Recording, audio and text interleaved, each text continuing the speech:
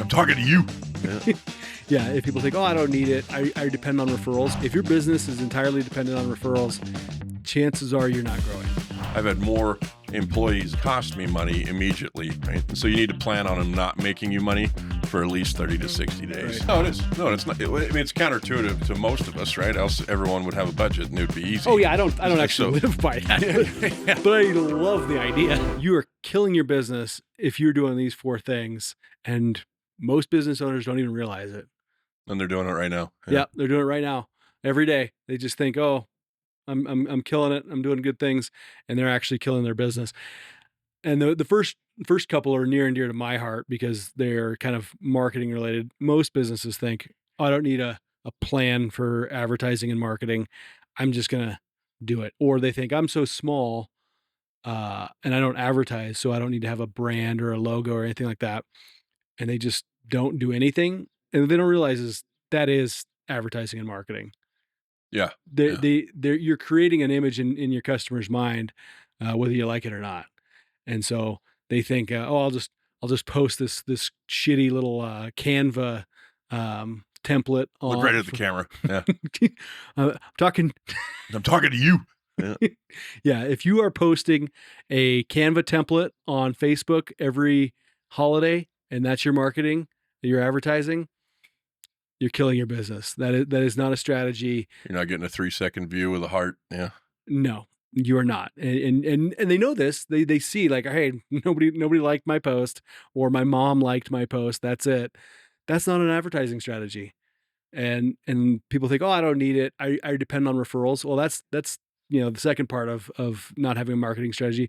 If your business is entirely dependent on referrals, chances are you're not growing. Right.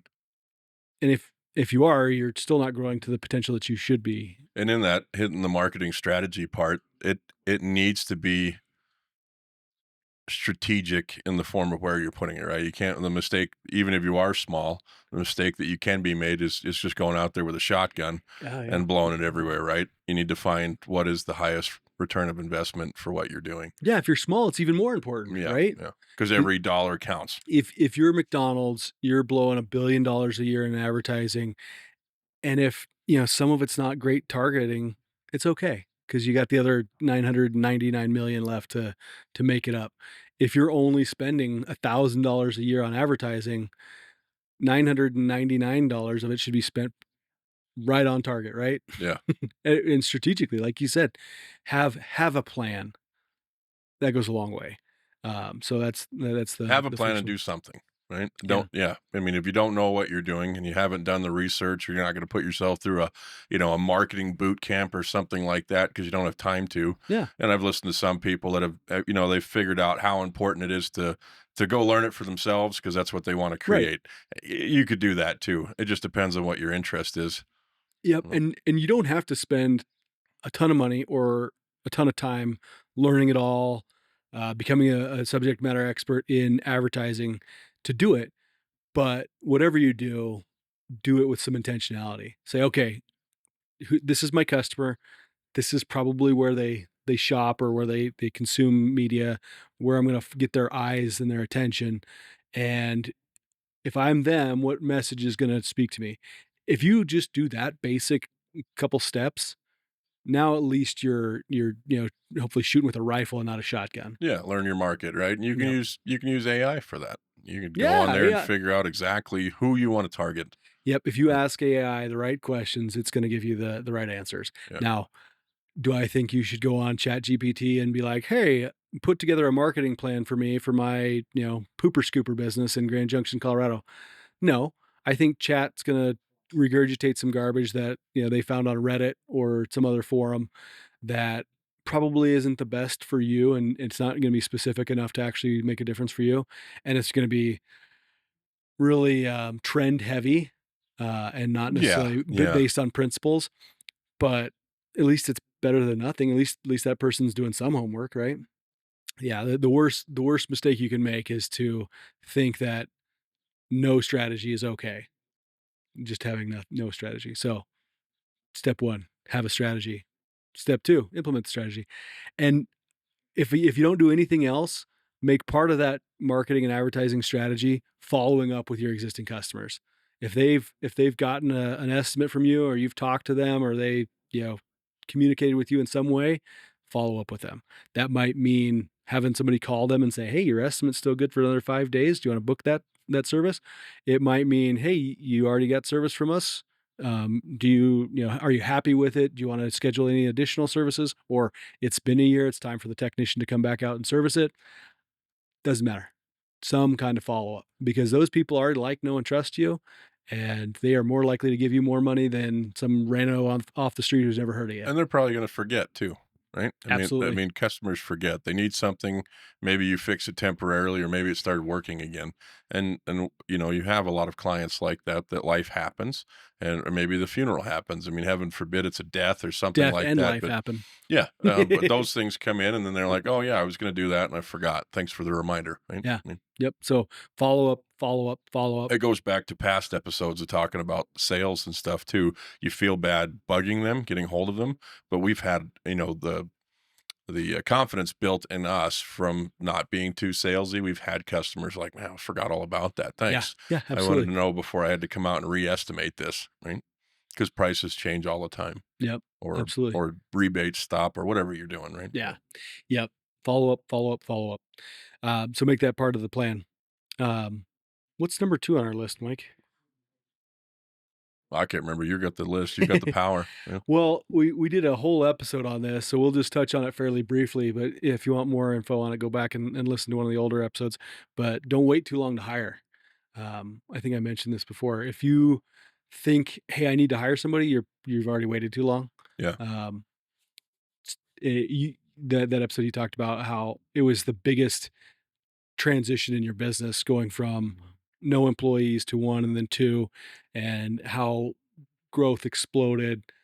You got your life back because you weren't having to do every single Right. job, wear every single hat. If you want to take your business to the next level, hire somebody. So the important part with what you said is of knowing when to hire. Mhm. You need to understand something that we've created is an onboarding system, right? So Mm. how long before that person that I do hire are they going to be on a 30-day training plan before they're out taking calls by themselves, Oh, right? yeah. So Mhm. say they got to turn in 2 week notice wherever they're at, and then they come work for you, or maybe they want to take a short break. So you figure out that start date and you go, okay, I got 30 days to train this Softball person. season's coming up. Yeah. Somebody's gotta 30 gotta take 30 days off. I got a 30 days break that they're not going to be making me any money. They're going to be working with somebody else. And so you don't wait until busy season. In us, we have busy seasons in HVAC and plumbing both. And so you can't wait till a week because then you're not going to be hitting your calls. So you need to discover what kind of hire this is going to be. Is it someone it's needed to help with bandwidth or keep up with the guy? And then you need to figure out, is this is a hire that they're going to be taking on all new call volume? Well, then you got to figure that out, and that's 30 to 60 days. So you need to know how long it's going to take to train somebody in that position before they can even replace you, Mhm. and that's stuff you need to be thinking about in advance. And if this is your first hire and you don't know how to even figure that out, 1, go find somebody who's done it before and talk to them. And 2, maybe don't freak out that, like, "Oh, I don't know when to hire, so I just won't hire." Yeah. You're better off hiring somebody either a little too soon, um, rather than not hiring at all and getting stuck, 60 days behind that 60-day window. Yeah, And knowing how much it's going to cost you, what kind of overhead do you need? And this goes into one of the other things we're going to be talking about, but you need to make absolutely. sure you've got overhead for that because they're not going to be making you money right off the bat. I've had more employees that I've hired cost me money immediately than they have actually made me money in that, that training period, right? And so you need to plan on them not making you money for at least 30 to 60 Right. days. And that is another thing, when you're thinking about hiring. We know how not to hire, and that is to hire, um, nice fellas who have been at a lot of other companies before and Right. have a really long work history. We wanna hire really, principled individuals who have great work ethics and are trainable, um, regardless. And finding loyalty is good. It's you never Yeah. know, finding someone that's been at a company for a while. You can't it's a good rule of thumb. You can't I have an extensive work history, and I'm a very good employee, but on resume it looks awful, Yeah, really? Yeah, yeah. You Mm, because I and maybe I don't know your whole work history, but I know the company you worked at here in town right before you started your own company, that wasn't too long. But just a few months. yeah, Before that, it was every. We've talked about this a little bit before, but Mike's got a little ADHD. so it's been every 2 years, right? I've Uh-huh. basically at maximum 2 years of every place. Now, some of it I stayed in the same field, but some of it was logging and working at Napa as an assistant manager of a store, tire shop, oil field, and so I've my career is extensive, but I'm very good at my job. You just wouldn't notice. You wouldn't know it if you didn't sit down and have an interview with me. It would just be like, boy, this guy's trouble. You don't know the situations and the backstory to all those. I'm an incredibly loyal person, and I wanted to stay at places for long periods of time, mostly. But Mostly. there was always stuff in my life that caused those things to happen, right? But Mhm. if you were to see my resume over the last 20 20 years, yeah. years, it would be like, yeah, this guy just can't stick around to save his life. Huh. But I don't need trained, And you know. you're the exception, Uh, not I the mean, I rule. feel like it kind of been always been the black sheep, one of nature's aristocrats, yeah, yeah, yeah. Different from the rest of the herd. Yeah, That's for yeah, sure. That's for sure. yeah. It's my blood type. I think that's what does it. Yeah. Okay. Mm. I thought it was because you're a limey bastard, from England. Yeah, that Yeah. might have something to do with it. And moving right along. Come on, you got more of these? Yeah, Yeah. Yeah, so don't wait too long to hire. Don't worry about having the perfect system in place to hire your first guy, but hire on principle, hire good yeah. people, You and don't want to lose high performing people by being chaos. yeah. But at the same time, it doesn't have to be perfect when you Yep. bring somebody on. Like, Okay. look at overhead positions, like in the office. They're not out there I mean, making. look at John. He's a They'd be rock like, star now, but what a shithead when yeah. he came in the door. Just kidding, John. No. Yeah, so you gotta get that stuff taken care of, and, like you said, this flows right into the next point, which you can't hire people, you can't run really afford advertising if you're not budgeting right. And I think, gosh, I don't know a single business that I've worked with ever that didn't at some point have to have a wake up call of like, oh, you're not budgeting right. And that could be, hey, I'm not charging enough. It could be, hey, I'm not saving. I'm, plowing too much money back into the business, or I'm taking too much money out of the business. I'm paying my employees too much based on what they're bringing back. Right. Um, there's every business has some kind of budgeting problem, but the first step to getting over those things is having a budget. And just like being intentional with It's such having an evil word. It really is. Nobody likes the idea of sitting down in personal life or business and yeah. running a budget because it makes it feel like you're being told what to do with your money. Right? Mm. I where I'm the black sheep, the weirdo, because I like a budget, and I Yeah. think it's because it makes me feel like I'm in control. I because I'm making the budget, so I get to actually decide, and to be able to say, okay, I made this much. This percentage goes to God. This percentage goes into savings. This percentage gets plowed back into the business. All right, I've got this much to pay the bills and go have fun with. That to me is, I know it sounds counterintuitive, but that's freedom to me. No, it is. No, it's not. I mean, it's counterintuitive to most of us, right? Else everyone would have a budget and it would be Oh easy. yeah, I don't actually So, live by that, yeah, yeah. but I love the idea. Yeah. No, it does. It creates freedom, right? And it's its own form of getting to a place in life that you're not making decisions off of panic. Yeah. And it's we like to call it FU money, right? Oh yeah, You want to get to that absolutely. point. If somebody came up to you and said, "Well, you got to do this," and you got to move, right? You're working for a company, and they're like, "Well, if you want to keep this job, you're going to have to move towns." Well, Nope. if you have zero money in the bank, what's the decision you're going to have to make? That one, or Yeah. it's going to be really stressful to move and change careers. Yeah.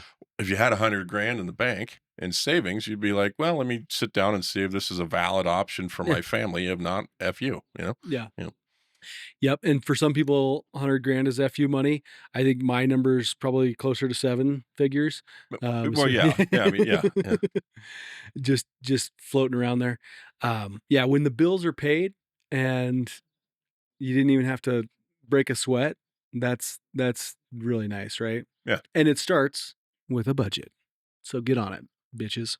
Yeah, Uh, start if you don't know how to do one, there's apps out there for it now, they got all over the AI place. Dave Ramsey's got one you can AI will do. do it for you, AI right? can build a budget really quick, you could build your own, Excel sheet that automates it and stuff, and just start in your personal life and then work your way into business. If you're an LLC right now, it's a run through anyway, so you can do them all together, right?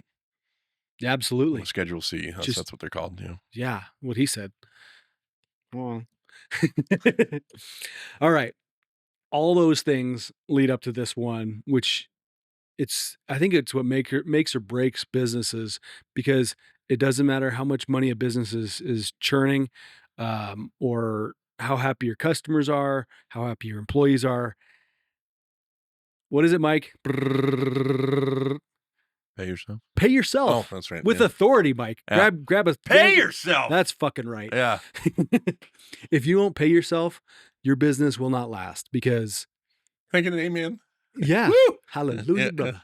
I am here to comfort the sinner and return the stray lamb to the shepherd. Holy smokes. What is that from? I think that's Oh Brother, Where Art Thou? Oh, is that what it I was? I think thought maybe so. it was TD Jakes. I wasn't sure. I don't even know what that is. Oh, Anyway, you've seen him on TV, haven't you? probably not. Oh, Is he a pastor? yeah. Then Probably one of the most popular, um, watch him on the telly. yeah, TV preachers. Yeah. I thought He's a shouter, one of those. who's the guy down in Texas? Joel Osteen. I thought he Oh, yeah. was the most popular. Well, he's popular, but I don't know. I I don't know. mean, I don't know he's anymore. got all the books. Yeah, So, yeah, and the hair, oh baby. yeah. That's Yeah. Anyway, you got what I need. Is that what you're going for? we brought in some Biz Markie. Mark and I, Mark. Mark. Hey, Hey, who are Mark. you, Mark? Yeah. I'm Brian, and you're Mark. Yeah. Mike and I we're on the same telepathic wavelength. Going Anyway, back to 80s rap. Yeah. yes. The good old days. Anyway, pay yourself. The purpose You pay behind it is yourself. what? Oh, Psychologically, psychologically, it absolutely. separates it. That's just a proven Mhm. fact. Yep. And then you start feeling that that's part of the psychological part. You start feeling like you're actually getting somewhere, Yeah. right? When I got a friend right now that's he's giving himself $100 a week, and it's just going into an Yeah. account. Got to And start somewhere. yeah, and it doesn't matter. He should have done this a couple years ago. I should have done it when I started, and it makes a world of difference just to feel like, huh, we're actually getting somewhere. Yes. I don't have to spend as much of my personal finances just because I have a lot of business write-offs. And so my savings builds up and it feels like something, you know. And when Even when I'm struggling in the business, personal life is good, right? absolutely. Yeah. The phone's not ringing. It's okay. I got a savings account. Yeah. Um, employees are turd balls. It's okay. I got a savings account. Yeah. And so that psychology is huge. And then equally as important, having a savings account both for the business and for your personal means that when shit hits the fan, there's money there. You don't have to go grovel to a loan shark or Yeah, or you still got to be smart with it. yeah, I've yeah, used my savings a multitude of times. It's not my favorite. I know it'll come back to me. It's the business owner's responsibility. It doesn't fall on anyone else's shoulders. So, but you still have to be smart and budget your own personal finances because if the business does go down, of course it lands on you. You've got to pay off all the debt. It's all on you anyway, all that. But you've got to be smart with it so that you can keep it going if you need to, right? And that is a for anything else that doesn't. I mean, there's other sides to this that are important, I think, but that savings account that you create for yourself, if you're smart with it, it'll keep you going. yeah, yeah. And it's just another form of protection for the time being as you're getting off the ground. I mean, you shouldn't after you're doing something wrong if after 5 or 6 years of running your company, then you have to keep diving into your savings, right? You should have some preventative maintenance up at that point. But in the few years that you started, you're going to have to. Yeah. Yeah. Yeah, absolutely. Everybody, whether something breaks down, like our buddy Paul, his transmission just went out again. I think he dropped 5 grand into it, and then 6 months later he's repairing it again. shit happens. Life happens. Things are going to break. Sometimes you have cash for it. Sometimes you don't. Sometimes you can put it on credit. Sometimes you won't. But at least you're prepared for it. Yeah. You have an option, and that's huge too. Is having options instead of just being like, well, the only way I can get this truck back running is borrowing from Vinny the loan shark, who's going to take out my kneecaps if I don't pay him back Yeah. quick enough. And he's eh, and it's 20% interest compounding daily. Like, that's not an option. That's a death sentence. Um, I think the common thread between all these things is having a plan. All right, like Right. have a strategy, whether that for savings. Hopefully you're strategic and you say, okay, I'm going to put myself on payroll, so it's automatic. I don't even have to think about, oh, how much do I pay myself this week? Is it? It just happens. And then one step farther, what am I doing with that money? Is it just sitting in a checking account, or am I investing it? Am I got it growing for me, or at least getting some kind of interest? Right. That's huge too. For marketing, puts 5 minutes of thought into it. Don't just be like, well, I'm just so small, I don't need to 5 minutes advertise. of thought, or go find somebody that knows, right? It doesn't have to be like I can't afford to hire somebody right now. Yeah, It could just be whether you're researching it or you pay $100 for a course or you got a buddy that's in it, right? yeah. And we've talked about this, surrounding yourself People who are with smarter good than people you. and smarter than you. Go find somebody and pay for their time. Yep. It's an hour out of your day. It's going to be okay. And And if you approach it right, most people are like, I think most people in my business are like me for advertising and marketing. I will sit down and talk to you for an hour or two without charging you for it. right, Like we can talk, strategies and ideas and things like that. I I'm not going to actually do a bunch of work for you for free, because that would be good business on either part. But heck yeah, I'll talk to you and point you in the right direction, and help you get to the point where you can actually yeah, afford professional services. And I think most people are like that. Have a strategy, implement it, make it work for you. Did we miss any big ones, Mike? Those are the big four. those are the big ones. You really get all those things in line, and then start working through the rest of And then the new challenges will come your all our way. dreams will come true. Those 4 right there are the ones that you have to come up with a good foundation. This is the foundation of your company. Once you've got that foundation built, they'll keep compounding, and they'll always have to be there. They can't go away. They're non-negotiables, right, in your Yeah. company. Yeah. Yeah. Yep. And if you set them up at the beginning, whether it's paying yourself or spending money on advertising or hiring the right people, if you start with that in mind, it's amazing how the business will pay for itself. Yeah. If you don't start with that in mind, and all of a sudden the business used up all the money and you still don't have those things. So intentionality, You got it. wonderful. And go back and listen to our other podcasts on hiring early and paying yourself. Thanks, guys. See you Later. soon.